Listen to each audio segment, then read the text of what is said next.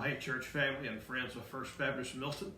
Welcome to Wednesday, April the 8th, 2020.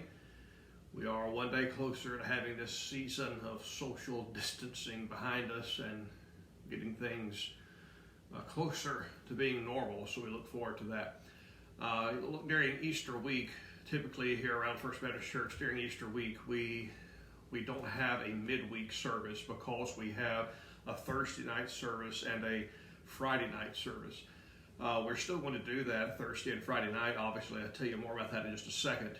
But had not planned on doing a Wednesday night, any kind of teaching or Bible study. You can't really call this a Bible study, what I want to share with you tonight. But God has placed a couple of verses upon my heart that I just want to share with you. But also, in addition to that, I wanted to make sure that you were aware of everything that's taking place here this weekend. I hope that you have visited the website fbcmilton.org/Easter. There on that website you have all the resources for this week. Hope you've been taking part in our pause and pray emphasis, and I hope that you'll take part in the services that I'll mention again to you in just a couple of minutes. Before I mention those, I want you to be sure to look on that website, fbcmilton.org/Easter, and you will see a link that allows you to download an 8.5 by 11 sheet of paper. You can print that from your home. That piece of paper has 4 invitations. Now, if you want to, if you're out, walking your neighborhood, or you're in your yard and your neighbor's out in their yard and you want to hand them an invitation, that's fine. If you're going about your essential business, if you're going to the pharmacy and you're using the drive-through, feel free to include that invitation in that drive-through tube as you send it back to the pharmacist, or at the bank to the bank teller. But even if you don't get out any this week, here's what you can do. You can pull that invitation up on your smartphone or your computer. You can screenshot that however you need to do that with your device. You can crop that down like with the software that you have on your phone or your computer. And you can email that to someone. You can text that to someone and just say, hey, this Easter Sunday, although we can't be at church, I want you to join us in our church family as we worship together. So I hope that you'll do that.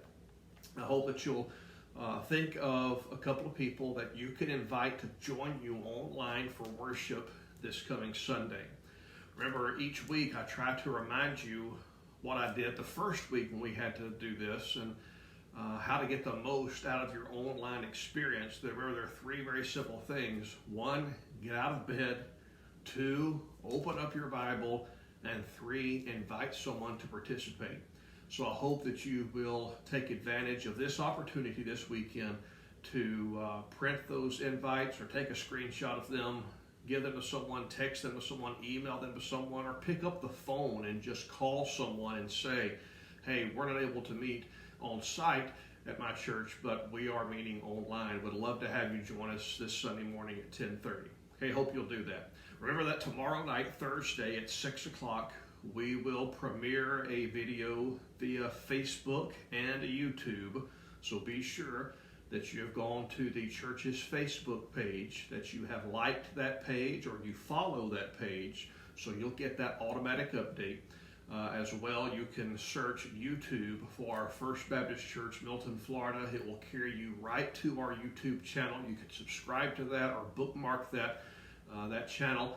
That way those videos will be right there at your fingertips. So 6 o'clock tomorrow, Thursday, is our communion service. Be sure, go ahead now today, and if you've got time, if you're going to make your communion bread, go ahead and get that done today. Our resident chef, Kenneth, he has a great video on our Facebook page about how you do that. I'm trying to work up a letter as an agent to send to him to let me brand him for cooking with Kenneth in the kitchen during Corona/COVID, if I can. I don't know that he'll go for it, but he did a wonderful job for us. Thank you, Kenneth. You did a wonderful job for us in getting that video together. So it's there to show you how to do that. The recipe's on fbcmilton.org/Easter. If you don't have time to do that, you don't want to do that, that's fine. Find a cracker, a piece of bread, some juice in your house, anything to represent the elements. The symbolism is more important than the actual substance. So tune in tomorrow, 6 o'clock p.m. I will lead you through that service. I'll lead you through that time of communion. Also on Friday at 6 o'clock p.m., I will share a message with you related to Good Friday, Jesus on the cross, his 7 statements, what that means to us today, how that ministers to us today. That's going to be Friday at 6 o'clock p.m. Again, we will produce or premiere that video on Facebook Live and YouTube Live at 6 o'clock on Friday. Then, of course, we have our big service on Sunday at 10:30 Sunday morning. We will use all of our media outlets for that service, Facebook Live, YouTube Live, as well as the live stream page from our church website, fbcmilton.org/media/live. You should have heard of that website by now, so I hope that you'll take advantage of one of those ways and participate Thursday, Friday, and then again with us on Sunday. Speaking of Sunday, here's what I would like for you to do. You are able to see us worship on Sunday. You're able to see Kenneth and the praise team, the orchestra that is there to help him. You're not able to see our tech guys, again, though major applause for our tech guys and gals. They're here working behind the scenes to make Sunday happen, but you're able to see us. I'm not able to see you. And as a pastor, I need to see you. I want to see you worshiping. So here's what we're asking you to do this coming Sunday, Easter Sunday. Would you take a picture of your family as you gather for worship this Sunday? If you gather, if it's just you and your family, if it's just you, if it's just a few people that are there at the home with you, take a picture of your worship. And here's what I'd like you to do with that picture. If you watch us on Facebook Live, if that's the venue through which you join us with worship, you can post that picture in the comments. So as we get going with the service Sunday, take a picture of you and your family worshiping or taking part, participating in the service. Put that in the comments of Facebook. If you don't do the Facebook Live route, if you do some other things, then maybe you have an Instagram account. Here's what you can do. If you have an Instagram account, take a picture of your family worshiping and then tag me in that Instagram picture. You can just tag me. My Instagram handle is at jrussell7899. Okay, it's jrussell7899. And just tag me in that picture. That way I will see it on my phone when we finish our worship service. I'll be able to see you worshiping. Or if nothing else, take a picture of your family worshiping if you don't do any of those venues and outlets, and just send me an email. Email me at jrussell@fbcmilton.org. I would just love to see you worship this Sunday. And you can see us, but I can't see you, and a pastor needs to see his people worshiping. So hope, again, you'll do that through Facebook Live. Post in the comments this Sunday. If you don't do Facebook Live, but you have Instagram, take the picture, post it to Instagram, tag me in it, jrussell7899. Or if you don't do any of that, just send me an email of the picture. Take the picture, send me an email right there, and right then and there, jrussell@fbcmilton.org. If you'd do that, I'd greatly appreciate it. Let me tell you about something we're going to do next Wednesday. We go through our celebration of Easter this week. For Bible study next Wednesday, here's what's going to happen. I'm going to lead us in a time of Bible study that I am calling You Ask For It 3-Minute Sermon Edition. Now here's how that's going to work. This is not where you send in questions like you did last time. We might do that again, but this is different. The first 10 people who email me their favorite Bible text, or it doesn't have to be a favorite beloved text. It could be a text that you are curious about, that you've never heard a sermon about. Okay, the first 10 people to email me those Bible texts, here's what I'm going to do. I'm going to take those 10 texts, and next Wednesday, which this is the 8th, so next Wednesday will be April 15th, next Wednesday, April 15th, for our midweek Bible study, we will post a premiere video on our Facebook and YouTube channels of me preaching a 3-minute sermon on each of those texts. Okay, so right now, as they would say in the marathon, telethon business, not marathon, like I know anything about a marathon, in the telethon business, the lines are now open. The email is open for you to send those texts in. Remember, this is not questions this time. This is Bible text. Send those texts in to jrussell@fbcmilton.org. Send those in. I will take the first 10, and next Wednesday for our midweek Bible study, we'll provide that for you, a 3-minute, so you're not going to get everything that you want from that text. Just a 3-minute sermon that I'll preach on that. So I hope that you'll take part in that. I think that'll be a fun time for us. Well, there's a verse I want to share with you from Deuteronomy chapter 8. You don't have to turn there. I'll read the verse to you. But to kind of set the stage for this, I want to ask you this question. Do you own a beloved piece of clothing? I know when maybe we were little, we had a blankie that was our comfort or whatever, but as you've grown older, and you ain't got to admit this in public if you don't want to, I'm just pretend it's me and you right now. Is there a beloved piece of clothing you have? Maybe a shirt that's very, very comfortable, and maybe you've had it for a long time, and that shirt is just, I've got one of those shirts I got a few years ago, and now it's so, I should have brought it to show it to you. My daughter wants to throw it away because it's embarrassing. Now I'll only wear it when I go for a pajama top. Now when I go to bed, I'll throw that shirt on. It's just so comfortable. I do have here a pair of pants, jogging pants that my wife gave me. Now my wife gave me these jogging pants when we were dating, so these are a couple of decades old. But this was a pair of Old Navy jogging pants. They are so comfortable, but I want you to see they have gone through some wear and tear. Someone has put some pressure on the elastic waistband. I don't know who has snuck into our house and grabbed my jogging pants and put them on and stretched them out more than what they were when I first received them, but someone has. And man, if it's not just that, it's the bottoms of these things, man, they're torn and ragged. There's some paint stains, but man, I love those pair of jogging pants. I don't wear them out in public, so it's not cause shame to anyone who knows me or anyone who goes to my church. But I do love those pair of jogging pants. They're so comfortable, and I'll wear them to bed quite a bit. We all have those favorite, we probably have a favorite hat or a favorite pair of shoes that are most comfortable. Could you imagine, we have these little things that are a few years old. Could you imagine wearing the same clothes, the same shoes, the same everything for 4 decades? What if you did not have to go clothes shopping for the next year? Your pocketbook's just saying a hallelujah chorus. Your bank account just called and said, thank you. If you didn't have to purchase clothing for 2 years, what do you think that'd be like? What if you had one set of clothing and that lasted you for 40 years? Now, as good as clothing might be, I tend to be a sell rack guy, but even if you've got the most expensive taste in clothing, there comes a point that clothing starts to wear. With each washing, it gets the fabric gets a little bit looser.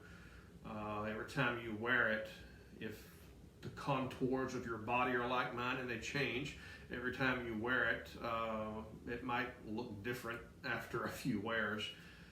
Can you imagine, though, using the same pair of clothing for 40 years? Well, the people of Israel did that. They went through a time when they rebelled against God. And their rebellion was such, it wasn't outright, blatant, immoral sin. It was a lack of faith that they had. And because of their lack of faith, that led them to a lack of action. And that lack of action led them to discipline. And the way that God chose to discipline them in the Old Testament is that He caused them to wander in the wilderness for 40 years. Okay, there's not a TG&Y back in the day. There's not a Walmart. There's not a Target. There's not a Kohl's. There's not a mall that they can go to in the wilderness to buy clothing. There's not a grocery store they can go to. If they had toilet paper back then, they couldn't have found it either, because there was no place in the wilderness that had it. So for 40 years, the people of God are wandering in this wilderness. But listen to what God says about them from Deuteronomy chapter 8. I'm going to read to you the first several verses of this chapter. But I'll call your attention to a verse. You'll be able to figure out when I want you to really pay attention to the verse. Okay, this is Deuteronomy chapter 8. The whole commandment that I command you today, you shall be careful to do, that you may live and multiply and go in and possess the land that the Lord swore to give to your fathers. And you shall remember the whole way that the Lord your God has led you these 40 years in the wilderness. So there's God leading them. That your God, Lord your God has led you these 40 years in the wilderness, that he might humble you, testing you to know what was in your heart, whether you would keep his commandments or not. And he humbled you and let you hunger and fed you with manna. So they're hungry, but God took care of them. He fed them with manna, which you did not know, nor did your fathers know, that he might make you know that man does not live by bread alone, but man lives by every word that comes from the mouth of the Lord.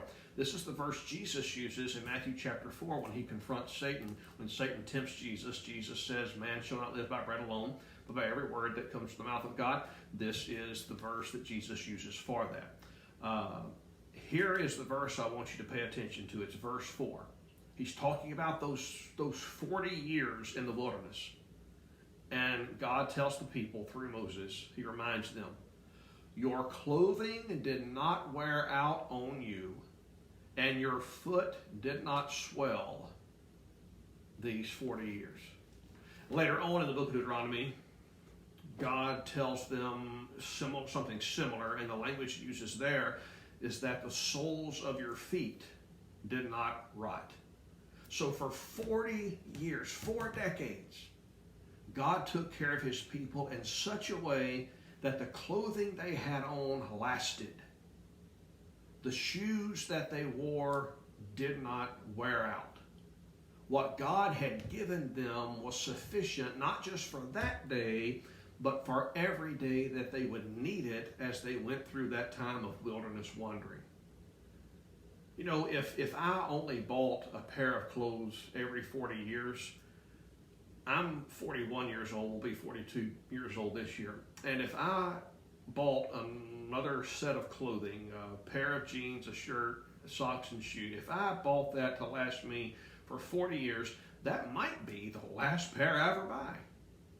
And yet here, it's amazing that God did this for them for 40 years. And here's how this incident speaks to me today. God did not abandon them. In fact, God met their needs even while they were enduring the discipline of God.